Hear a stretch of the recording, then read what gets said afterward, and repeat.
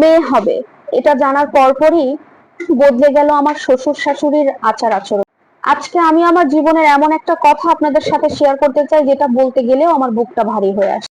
আমি যখন জানতে পারলাম আমি মা হতে চলেছি, আমার সন্তানের পৃথিবীতে ভূমিষ্ঠ হবে, আমি নিজেকে খুশিতে ধরে রাখতে পারি।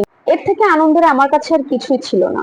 আমি স্বপ্ন দেখতে শুরু করেছিলাম, আমার ছোট্ট সন্তানকে আমি কোলে নেব, আদর করব, তার জন্য ছোট ছোট জামা কিনবো, খেলনা কিনবো। এসব ভাবতে ভাবতেই আমার দিন কাটছে।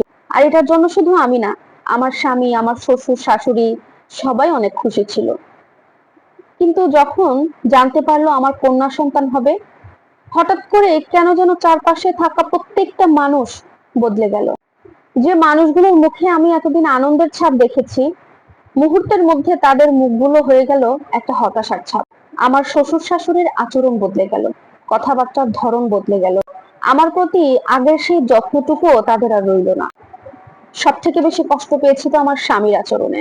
আমি জানি যে আমার স্বামী তার মা বাবাকে অনেক বেশি ভালোবাসে, একটা সন্তান তার মা বাবাকে ভালোবাসবে, এটা ভালো কথা। কিন্তু আমি শুধু একটা প্রশ্নই করি, নিজের মা বাবাকে ভালোবাসতে গিয়ে কি নিজের স্ত্রীকে অবহেলা করতে হয়? আমি তো আমার স্বামীর কাছে কখনো কোনো দামি কিছু চাইনি, কোনো বিলাসিতাও চাই। আমি তার কাছে কোনো বড় কিছু চাইনি। আমি শুধু চেয়েছিলাম আমার এই কঠিন সময়ে মানুষটা আমার পাশে থেকে শুধু একটা বার বলুক, ভয় পেও না তুমি, আমি আছি তো। কিন্তু এই কথাটা আমি তার কাছে পাইনি। বরং দিনের পর দিন আমার শুধু মনে হয়েছে আমি এই পরিবারের কেউ নই। তখন আমার বারবার মনে হতে লাগলো, এখানে আমার অপরাধটা কি? আমি কি নিজের হাতে এই কন্যা সন্তানটা নিয়ে এসেছি? একজন মা কি কখনো তার নিজের সন্তানের লিঙ্গ ঠিক করে দিতে পারে? একটা মেয়ে সন্তান পৃথিবীতে আসবে, এটা কি সত্যি কোনো দুঃখের বিষয়? আজকে আমি আমার বাবার বাড়িতে আছি, এখানে আমাকে সবাই অনেক ভালোবাসে, আমার কষ্টগুলোও বোঝার চেষ্টা করে। কিন্তু তারপরে মনের ভিতরে একটা কষ্ট আমাকে বারবার নাড়া দেয়, যে মানুষটার হাত ধরে আমি নতুন সংসারে এসেছিলাম, সেই মানুষটা আজকে আমার পাশে নেই কেন? বাবার বাড়িতে আসা অবধি আমার শ্বশুর শাশুড়ি আমাকে ফোন দিয়ে কথা পর্যন্ত বলে না। মাঝে মাঝে খুব কষ্ট হয়, মাঝে মধ্যে ইচ্ছে হয় যদি কেউ একটা ফোন করে বলতো তুমি কেমন আছো। আমি সত্যিই জানি না আমার ভবিষ্যৎ কি। আমি জানি না আমার স্বামী আমাকে আবারও সেই আগের সম্মান দিয়ে তার কাছে নেবে কিনা। কিন্তু আমার কাছে মনে হয় একটা মায়ের সন্তান, ছেলে কিংবা মেয়ে, সন্তান তো সন্তানই হয়। আজকে আমি আমার স্বামীকে বলতে চাই, তুমি তোমার মা বাবাকে ভালোবাসো, সেটা আমি তোমাকে কখনো আটকাতে চাই না। কিন্তু তোমার স্ত্রীও তোমার দায়িত্ব, তোমার সন্তান ছেলে হোক বা মেয়ে সেটাও তোমার দায়িত্ব।